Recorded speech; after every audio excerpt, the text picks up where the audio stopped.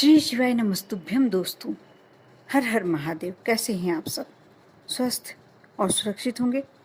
दोस्तों, आप सभी को जानकारी तो होगी ही, जो देश भर में जो भी ज्योतिर्लिंग है वे सभी स्वयंभू है। परंतु पत्थर के शिवलिंग के अलावा शिवलिंग कई प्रकार के और पदार्थ या धातु से बनाए जाते हैं।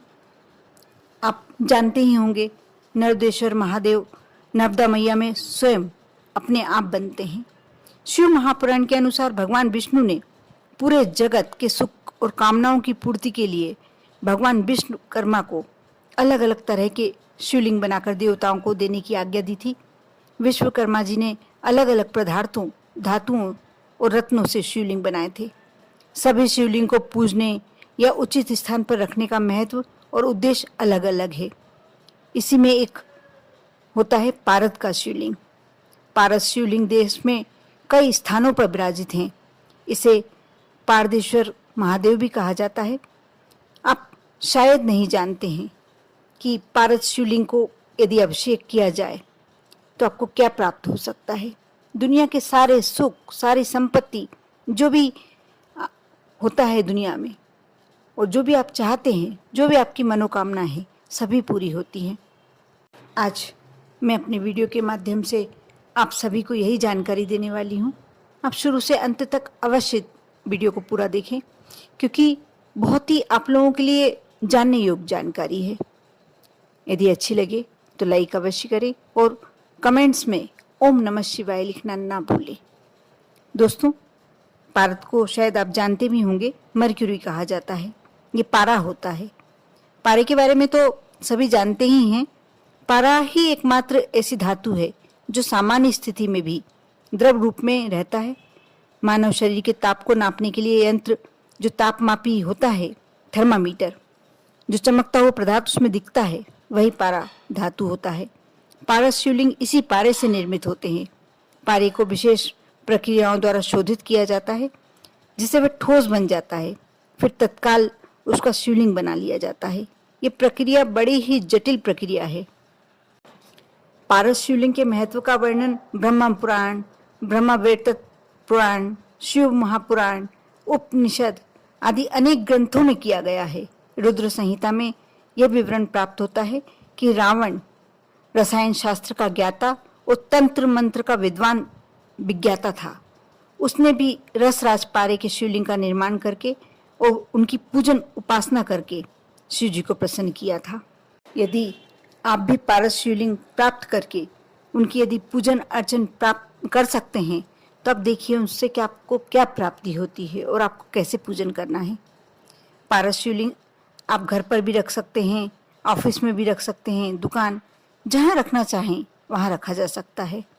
इस शिवलिंग की यदि आप पूजन अर्चन विधि विधान से करते हैं तो आपके जीवन में सुख, शांति और सौभाग्य प्राप्त होता है। माँ लक्ष्मी की असीम कृपा आप पर प्राप्त होती है। पारस शिवलिंग से धन्य धान्य, आरोग्य, पद प्रतिष्ठा, मान सम्मान, सुख सभी प्राप्त किए जा सकते हैं।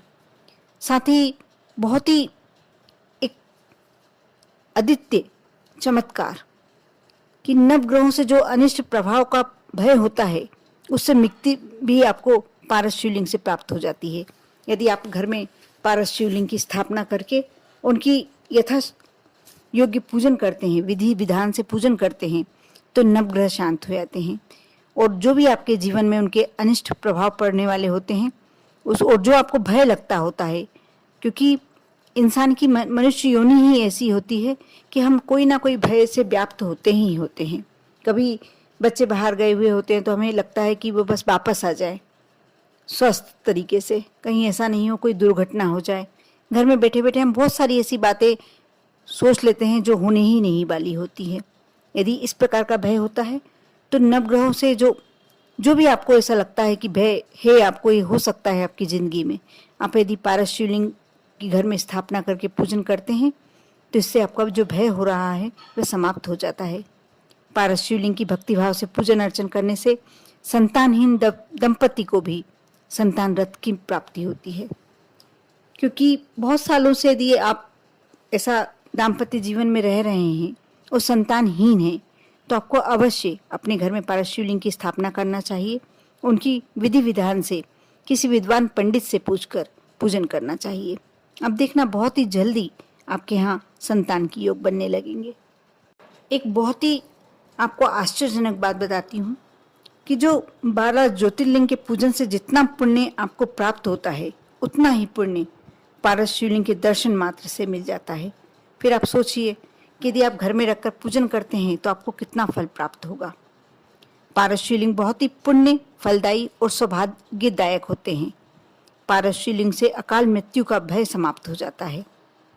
आज प्रदोष है और प्रदोष के दिन मैंने इसीलिए आपके साथ पारस शिवलिंग की विषय पर चर्चा की है कि यदि आपको आसानी से प्राप्त हो जाए, आपके आसपास कहीं ऐसी कोई दुकान है जहां से आप पारस शिवलिंग ले सकते हैं, तो बिल्कुल लाकर अपने घर में उन्हें स्थापित कीजिए। और जैसे भी आप पूजन कर सकते हैं, चाहे थोड़ा सा जल ही समर्पित कर सकते हैं, चाहे बेलपत्र ही समर्पित कर सकते हैं, कभी आंकड़े का पुष्प, कभी शमी पत्र, जो भी आप समर्पित करते हैं आप अवश्य कीजिए।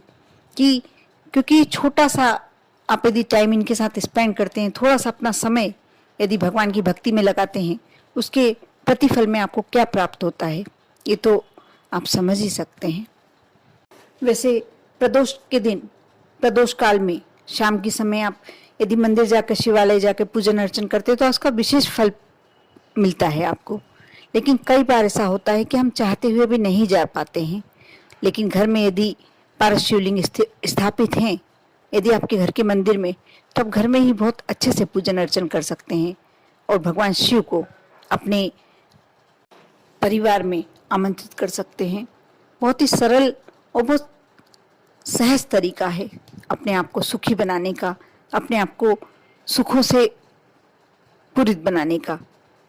यदि आप चाहते हैं कि आपका जीवन ऐश्वर्य युक्त हो, आपका जीवन कोई भी कठिनाइयों से, यदि कठिनाइयाँ तो जीवन में आती ही हैं, ऐसा नहीं कहा जा सकता कि कठिनाइयाँ नहीं आती या नहीं आएंगी, लेकिन वो कठिनाइयाँ आसानी से दूर हो जाएं, वो परेशानियाँ आसानी से दूर हो जाएं, तो हम उसके लिए सबसे अच्छा अपने इष्ट से विनती करें, प्रार्थना करें, पूजन करें। आप भी अवश्य कोशिश कीजिए। यदि आपके यहाँ पारस शिवलिंग है तो उनका पूजन कीजिए, नहीं है तो और आप लाकर रख सकते हैं तो अवश्य ये कार्य करिए। आप अपने घर में पारस शिवलिंग की स्थापना करके पूजन कीजिए, अर्चन कीजिए। आपके सारे कष्ट भगवान शिव भोलेनाथ हर ही लेंगे। आप पर और आपके पूरे परिवार पर भोलेनाथ की कृपा हमेशा बनी रहे। ओम नमः शिवाय।